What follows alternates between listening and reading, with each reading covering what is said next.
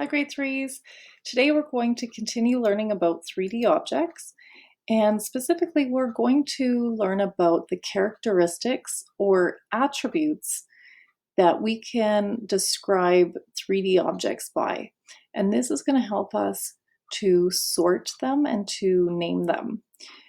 Let's take a look at these buildings in Edmonton. You might recognize the building on the left as the Mutart Conservatory, and the building on the right is actually the TELUS Tower downtown.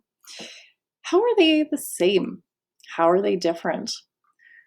So you might want to just pause the video and try to look at the similarities and differences between these two buildings. So you might notice that they're the same because they're both 3D objects. They have 3 dimensions to them, a length, a width, and a height. How they are different, though, there's lots of ways. So you might be noticing that they differ in size. They also differ in their color.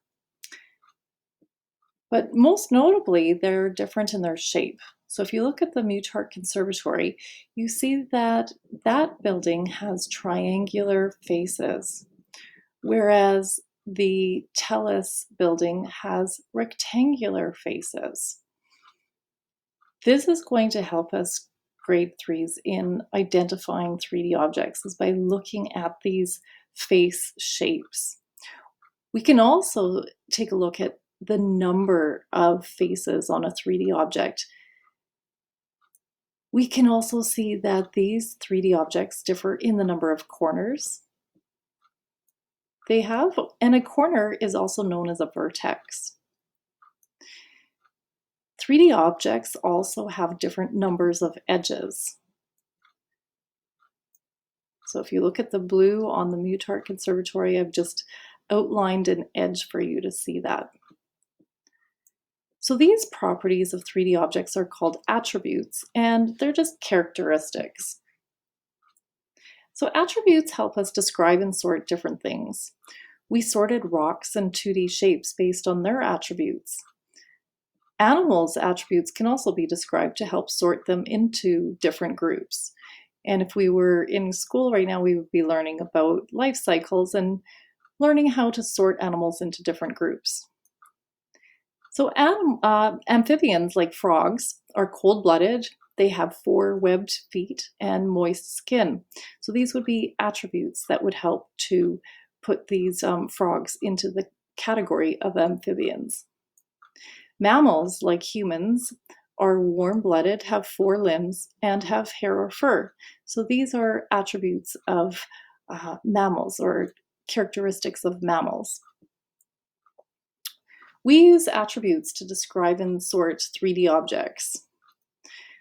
Specifically, we will look at number of faces and also their face shape.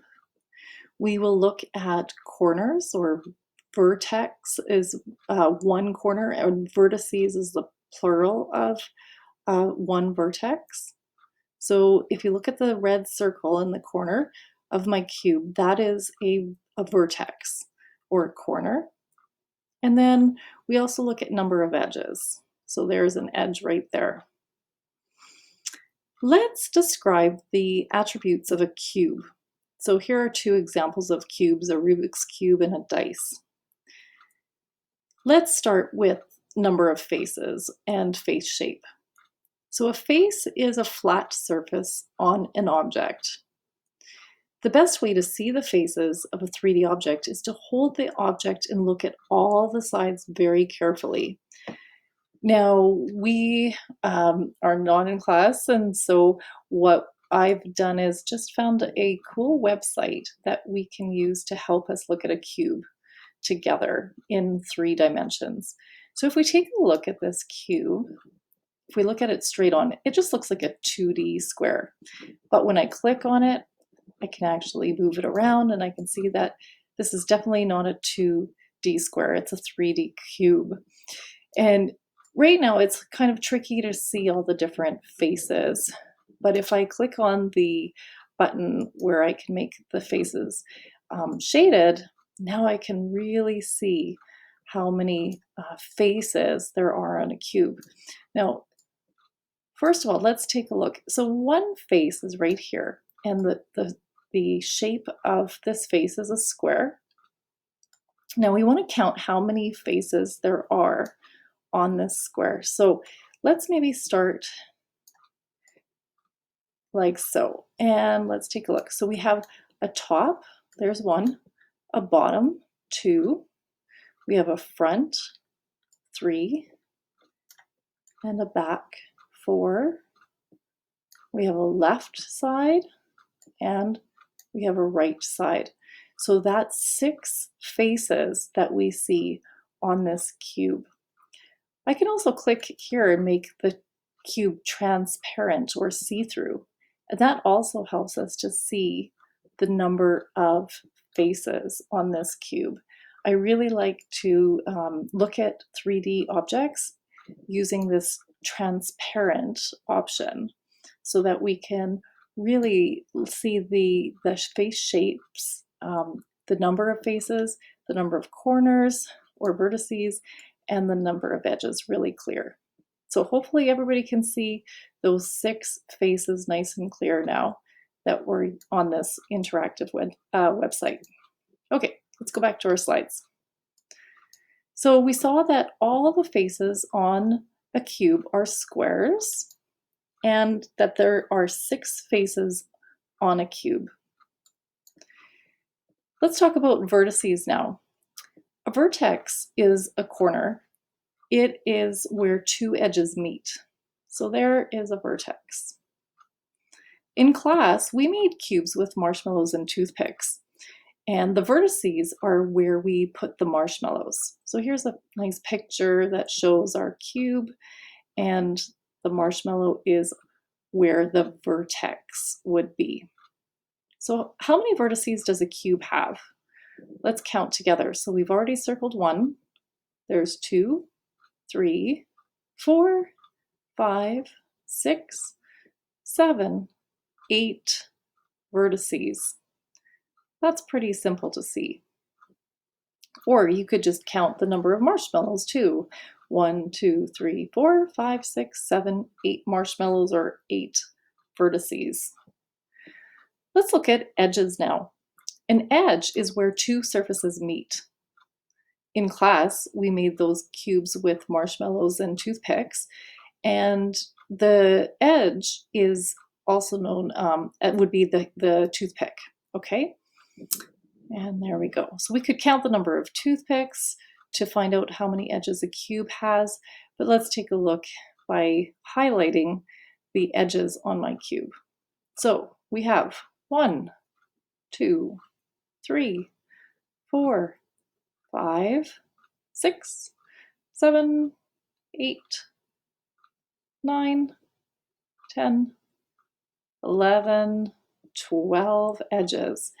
Or you could count the number of toothpicks and you would have 1, 2, 3, 4, 5, 6, 7, 8, 9, 10, 11, 12 toothpicks or 12 edges. Now, today I'd like you guys to actually build some 3D objects, and you could choose to build the skeletons by using mini marshmallows and toothpicks, or you could use plasticine and toothpicks, or you could use really anything to join like we did in class. Okay, mini marshmallows are nice and light, and I think they're pretty fun to build with. So maybe you can do that, or you can actually print off some nets, and I'm going to show you that in a little bit, and you can build some paper 3D objects. This is going to help you grade 3s in finding these edges, the vertices, the faces, and then also the shapes of the faces on these 3D objects, because it's harder to see when we're just looking at paper. So your assignment today is to build some 3D objects at home using nets so that you can see the attributes of the 3D objects that we're talking about. So building these objects are going to help you to see the faces edges and vertices. So what is a net? A net is basically a pattern like so that can be folded to form a 3D object. So this right here is the net of a square prism. So when you fold along the dotted lines and you glue the tabs together, this will form a square prism. Over here, this is the net of a square pyramid. And so when you fold along the dotted lines and then you glue the tabs together, it will form a square pyramid. So how do I want you to do this? I've given you 4 nets, okay? Now, you don't have to make all 4 3D objects, although I would like it if you did, but I would really like you to make at least 1 prism and 1 pyramid. Okay, so what I'm gonna get you to do is, if you have a printer, you're gonna print out the net for a prism and a pyramid, and then you're going to cut out the net, okay? Then you're going to number each of the faces, okay, like I've done in this picture. So I've numbered the face, 1, 2, 3, 4. I colored the faces so that in the end, when I put my 3D object together, we can really see those faces nice and clear, and it makes our 3D object look pretty. So the coloring is optional, but please number the faces. Okay, after you've colored, then you're going to fold the paper along the dotted lines, and you're going to put glue stick on the white tabs. Do not put white glue, it'll be too goopy and messy.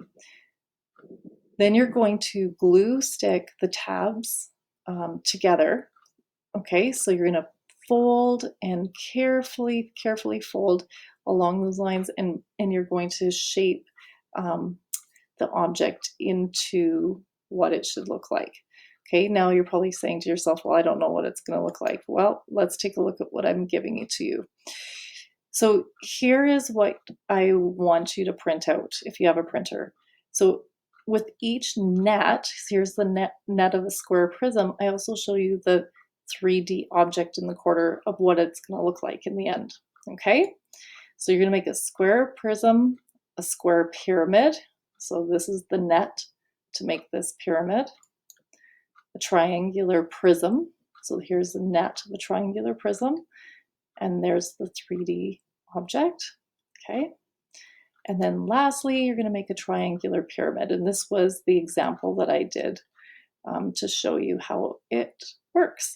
So again, you're folding along these dotted lines, grade 3s, making sure that your folds are nice and crisp and accurate. If you don't fold accurately, you're going to end up with a 3D object that doesn't look the way it's supposed to look. Okay, and you're going to be very frustrated, and you're going to say, Ms. G, I don't know what I did wrong. And I'm going to say, because you didn't fold along the lines properly. So these areas here, you also have to fold along, and you also need to make sure that you're putting glue on the tabs. The tabs are being folded over so that they can attach to the other sides to put your object together. Okay. Now, if you don't have a printer, you could also try building the 3D objects as skeletons. And let's say that you have a printer and you want to do this anyway, that would be fantastic.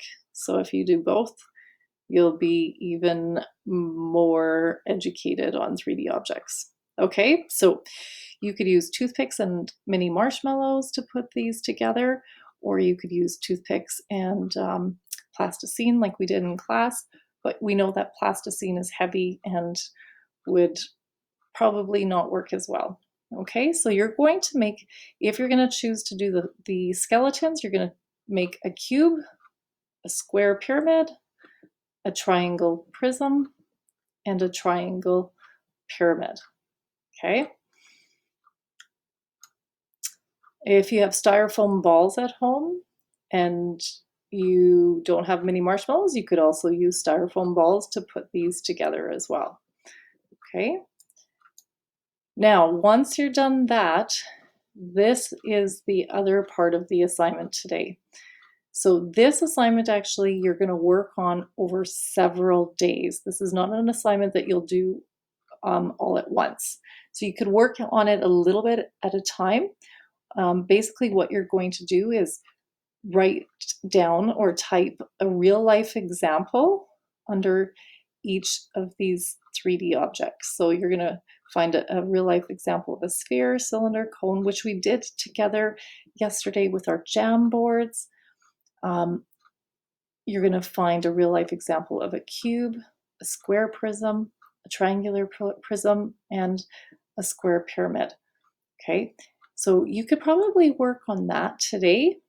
And then after we do some more work with prisms and pyramids and spheres, cylinders, and cones, then you could complete the rest of the table by Tuesday evening. Okay, so Monday we're going to learn more about prisms and pyramids, and then Tuesday we're going to learn more about spheres, cylinders, and cones. Okay, but let's do the cube together because that's what we did to get today. So a real life example of a cube, you could type in a dice or a Rubik's Cube. We saw today that a cube has 6 faces, and we also looked at number of edges, or remember number of toothpicks. So we said a cube has 12 edges, so we would type in 12. And then lastly, the number of corners on a cube, or the number of vertices, we counted to be 8. Okay, so I've actually completed this for you, so you have a little bit less work to do, but you can kind of work on your table at your own pace. Grade 3s and the 3D objects that you build are going to help you complete this assignment, and they're going to help you to understand better the number of faces, edges, and vertices when we're learning about all of this, okay? So have a great weekend, grade 3s, and we will see you on Monday.